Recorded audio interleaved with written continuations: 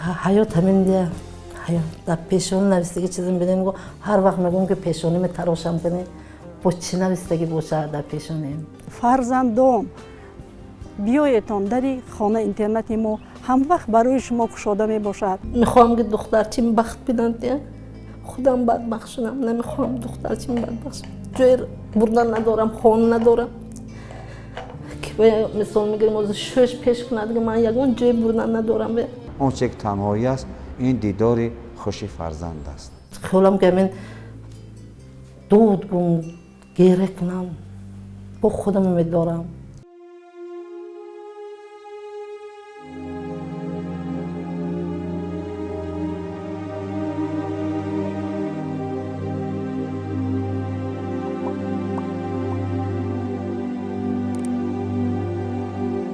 муҳаббати зан нерӯи муқтадирест ки ҷаҳонро месозад ва ҳам месӯзад.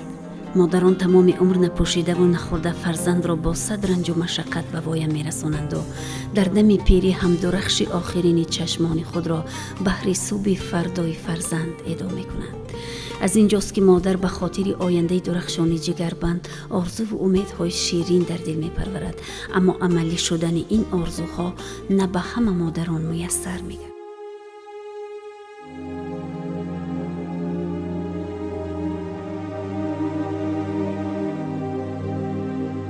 модарам тилло будам.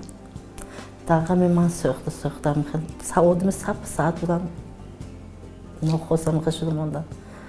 ҳар вақт мерафтам гуфтам ки як бор ҷота рафта надидам дия. ки ҷо чӣ хел? ман мегӯм ҷом нағз. ман раиси меҳрубон дорам, кордорои нағз дорам, ҳамаашон нағз нигоҳ мекунам. немегӯм то ба чишмам набинам, бовар надорам. гуфта ҳамин ки додаре ки ма гуфтагӣ бар гуфта наовардагӣ. ҳамин ҳасрат дар дилашон рафтам.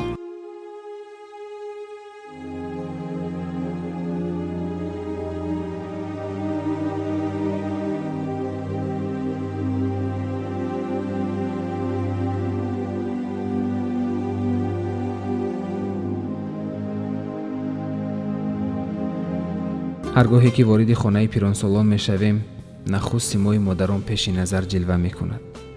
воқеан суҳбат кардан бо чунин ашхос ки бархи зиёди онҳо дар ҳолати ҳузновар қарор доранд, бароямон нигоҳ кардан ба умқи чашмони аз дард маҳзуни онҳо боз ҳам сангину аламовар аст.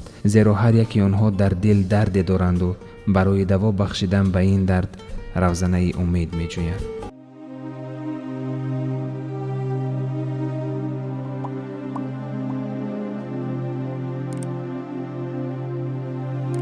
ҳар як падару модар орзу мекунад ки ба умед фарзанд калом мекунад ки дар оянда фарзандаш дастгири ӯ бошад.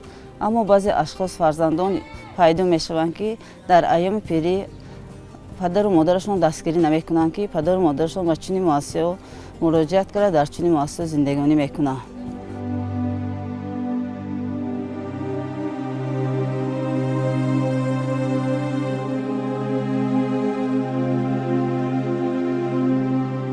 ин ҳолатро аз нигоҳи зане ки паси тиреза бо чашмони ашкбор ба сӯи мо менигарист мушоҳида намудем. шуду аз дард ва сарнавишти хеш ранҷ мекашид ё ба фарзанди рахдураш меандешид ки шом бе ӯ сари дастархон чӣ тановул мекунаду чӣ гуна шабро сипарӣ мекунад. нахуст бо ин бону ҳам суҳбат гардидем. ӯ аз ҳолати бемории хеш таассуф мехӯрд ва худро назди тақдир оҷиз медонист ки ӯро мубталои чунин беморӣ гардонидааст.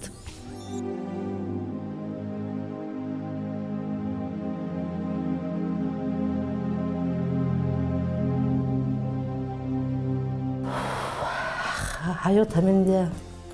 дар пешон навистагӣ чизм бидем го ҳар вақт мегӯм ки пешонӣ метарошам кунӣ бо чӣ навистагӣ бошад дар пешонӣ. бисёр рӯзҳое дидам, бисёр азобое дидам. бебем 94 ба мурдану фақат пеш аз мурданашон гуфтан ки то ҳами 44 рӯзагӣ рӯз надидосагӣ то ҳоле ка фақат шудагӣ ки азоб мегуфтанд то ҳоле азоб мегуфтанд. ҳаминро гуфтани ҳастам ки хешавандон, наздикон, фарзандон биёетон дари хона интернати мо ҳамвақт барои шумо кушода мебошад. ҳамвақт ба рӯи аёдати инҳо биёетон.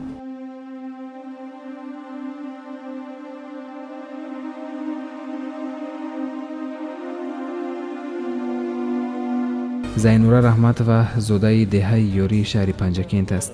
номбурда соҳиби як фарзанд ҳасту нобаробариҳои зиндагӣ ӯро 2 сол қабл ба хонаи пиронсолон ва маъюбони шаҳри панҷакент овардааст.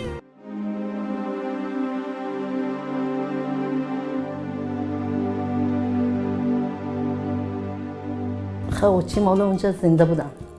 من گفتم نه نمیشه. چون که زن دخترکم گنده بود. من گفتم نمیشه نمیرم. جنگجول در کنه هر روز چی در کن جنگجول گفتم. با همینم با خیلی چینی میگیتم رفتم گشتم قشلق تا ماهی مایا گشتم. این اپیم هر کجا گشتم. این وایشون این دخترچی و یک همسایه ها گفتن که وای همه خیلی جوه هست گفتم برای مایبو گفتم من همه خیلی جوه بود است من برای تو همینجا فرسوندم من دیگه یگان لوج ندارم گفتم دیگه راه ندارم خیلی هر روز داولین قندم بلند شد دیگه راه ندارم گفتم و برای بخت دخترچیم بخت خودم بدبخت شدم نمیخوام من دخترچیم بدبخت شد دکومنتوم تغییر کردم خواهم من 2 سال میشه همینجا با فقط یکم کس نمیبینه ناشه پیشم.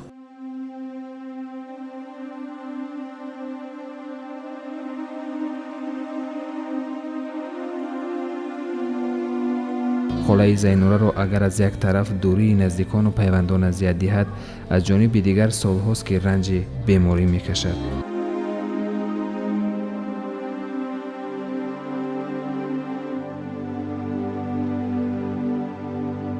زمستان نغز بودم.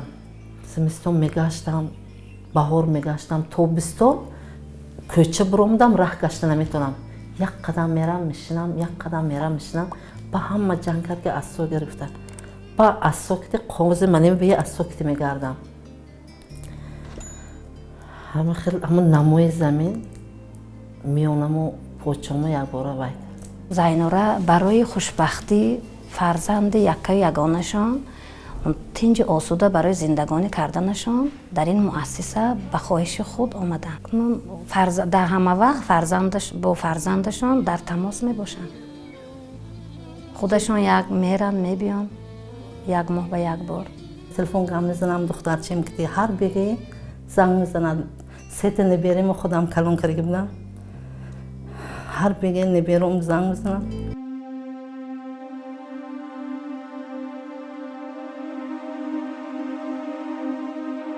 بیام میگم علاج ندارم رفتم من 2 سال بزرگم اینجا خبر نمیگردم من بغلم نبیرم خودم کلون کرده بودم مهر نبیرم که منم جب اومده غامیم دخترچی مهر نبیرم که من با کسلی عصب گرفته باشم 1 روز ساعت باشم 4 روز کسلم وقتی نگاه میکنم قندم بالا میشه.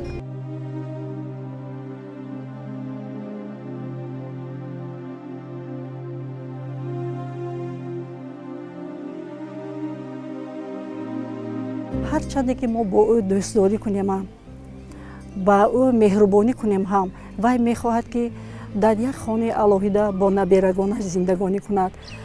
من از اپای زینوره پرسان شدم اپای زینوره برای چی شما با خانه اینترنتی ما آمدید گویم گفتن که از سبب نداشتن سرپناهگاه من به اینجا آمدم.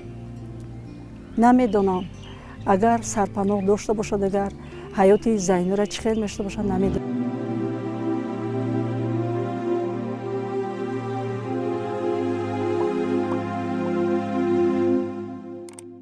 سینی این بانوی مجروح به 49 رسیده است. او پیوسته افسوس بر آن میخورد که مشقت زندگی او را خیلی برمحل دامنگیر کرد. تبری عیان شد نام برده 26 سال قبل از همسر جدا می شود و دیگر اویله برپا نمی کند. آرزو و آرمان آن تنها دختر یکه و یگانه‌اش را به وایه رسانیدن بود. همین طریق او را به کمال می رساند و خانه‌دار می کند و مدتی با آنها زندگی می نماید. با قبل زلفیه رحمت و مقصدی آمدن به این مکان نیز به خاطر خوشبختی جگربنده شد.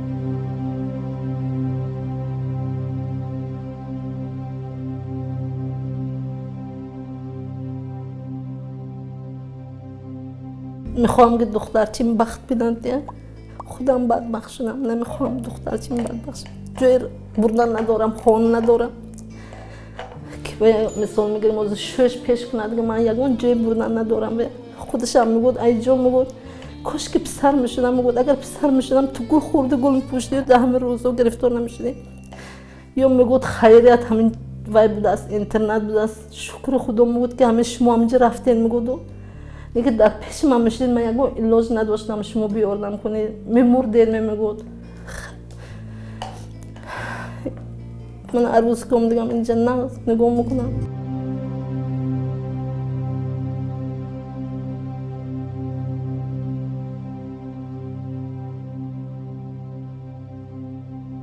شما هیچ چیز باور و نبرید. اقلا یک مرتبه دو مرتبه در یک ماه، اقلا یک ماه یک مرتبه رفته خبر گیرید.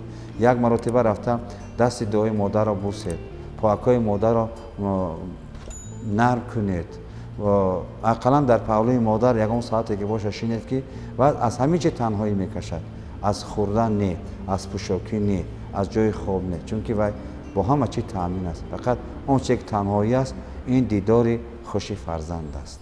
من فکر میکنم که فرزندش در اینجا یگان گناه ندارد، برای اینکه اون کس با خواهش خودشان آمدگی خانه اینترنت زندگانی میکنه. اون کس برای خوشبختی فرزندان شده در همین خانه اینترنت زندگانی میکنن که فرزندشون خوشبخت باشد و با عائله خودش تنج باشد.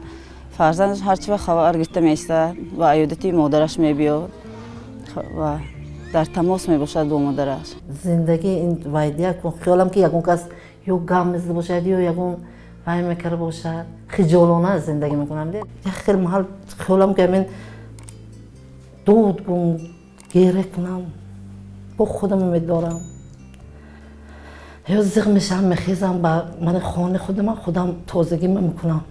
سنترپر نمیمونم خودم میروم خودم تازگی میکنم همیشه خودم میکنم.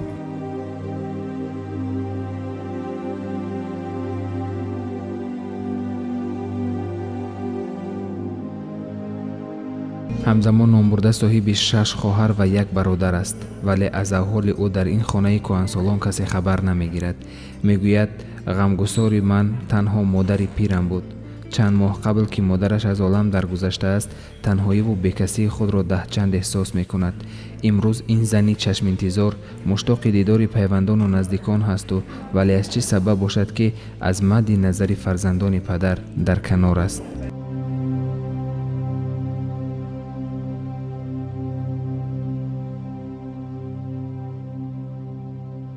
شما 7 ماه شد مادرم گذاشتم. یک بار بیکسی مثل کردم تا مادرم بودم است نمیکردم که من در اینجا یا بیکسم. هر وقتی که مادرم دیدن میرفتم پلو پیشه و همه چیز جمع کردم موندین فرزندم بیاد گفتم میرفتم سیدکیم و انداختم بردم یا در وای میکردن که برده رئیسیت برنامه من توی هم خیلی نگاه کراسی من نتونستم توی نگاه کردم. 7 ماه شد 9 نوامبر بود گذاشتم. بعد اون سر مادرم نرفتگم هم ندیدگم اشکه دیگه اشکه هم خبر نمیگیره.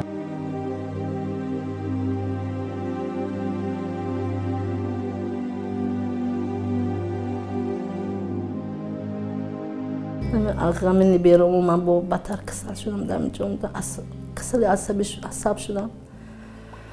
دلم کسل شد سوخته در غمم سهشم خودم کلان کرده بودم خیلی 4 شد. بعد اینجا موندگیم شد و 3 خودم کلان کرده بودم و یا مهرش دمام موندگی هر شب تلفن میکنم بیبی بیا کی میبی یک بار بیا.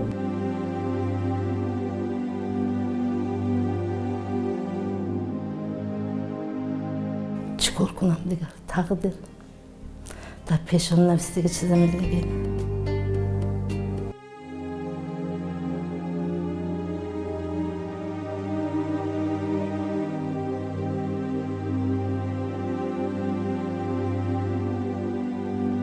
نوبسته به همه شرایط‌های خانه کهنسالان این مادر رنجور امیدی در محیط عائله زندگی کردن را دارد و مهر و صمیمیت نزدیکترین شخصان را انتظار است. ما نیز امید بر آن می‌بندیم که این محبت را روزی دریافت خواهد کرد.